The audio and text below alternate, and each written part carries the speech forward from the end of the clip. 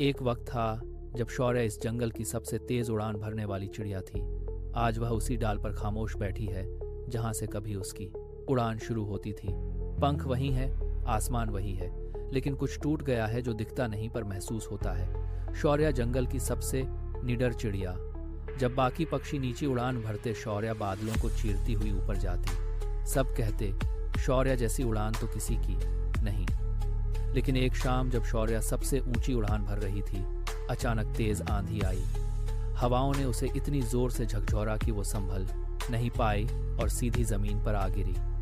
पंख छिल गए, शरीर लहूलुहान हो गया।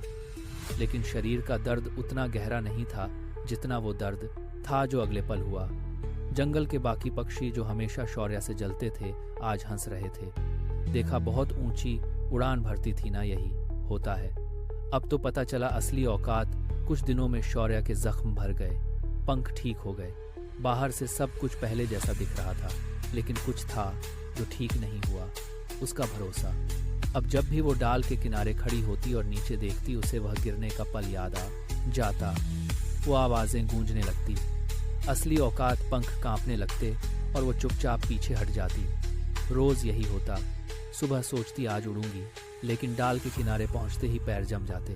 बाकी पक्षी अब मजाक भी नहीं उड़ाते थे, क्योंकि अब उन्हें शौर्य से कोई खतरा ही नहीं था। बस कहते बेचारी एक बार गिरी तो टूट गई।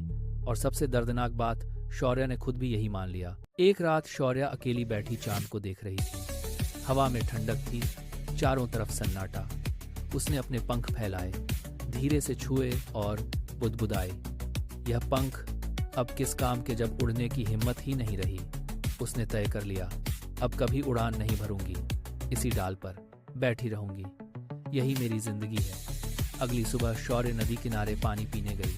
वहां किनारे पर एक बूढ़ा कछुआ धीरे धीरे चल रहा था, इतना धीरा कि देखने वाले को लगे शायद रुका हुआ है। शौर्य ने पूछा, दादा तुम इतने धीरे चलते हो, कभी थकते नहीं, कभी रुके का मन नहीं करता?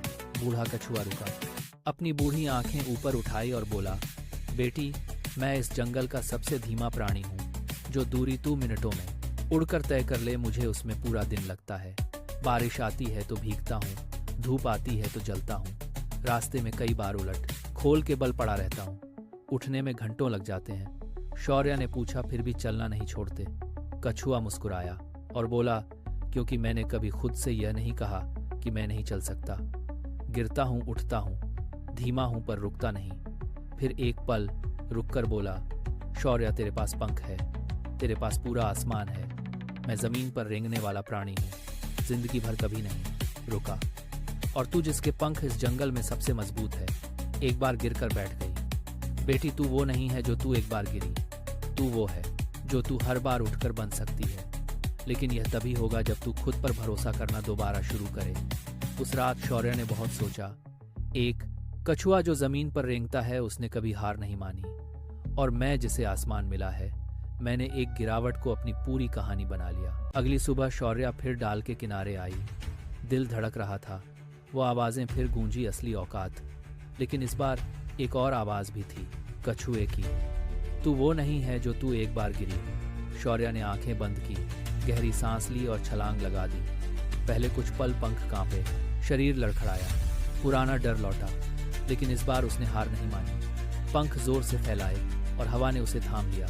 वो उड़ रही थी, पहले धीरे धीरे, फिर तेज, और फिर बादलों को चीरती हुई उसी ऊंचाई पर जहां कभी गिरी थी। लेकिन इस बार वो नहीं गिरी। नीचे जंगल में सब खामोश थे। जो हंसते थे वो आज सिर्फ देख रहे थे। और नदी किनारे बूढ़ा कछुआ अपनी धीमी चाल से चला जा रहा था। उसने ऊपर नहीं देखा, लेकिन मुस्कुरा रहा था, क्योंकि वह जानता था जिंदगी में हर कोई गिरता है। गिरना कमजोरी नहीं है, कमजोरी यह है कि गिरने के बाद आप खुद से कह दें मैं अब कभी नहीं उड़ सकता। याद रखिए, आप वो नहीं हैं जो आप एक बार गिरे, आप वो हैं जो आप हर बार उठकर बनने का फैसला करते हैं। खुद पर भरोसा रखिए, क्योंकि आपके पंख अभी भी वही हैं। ऐसी ही सोच बदलने वाली कहानियां सुनने के लिए हमारे चैनल को सब्सक्राइब करें।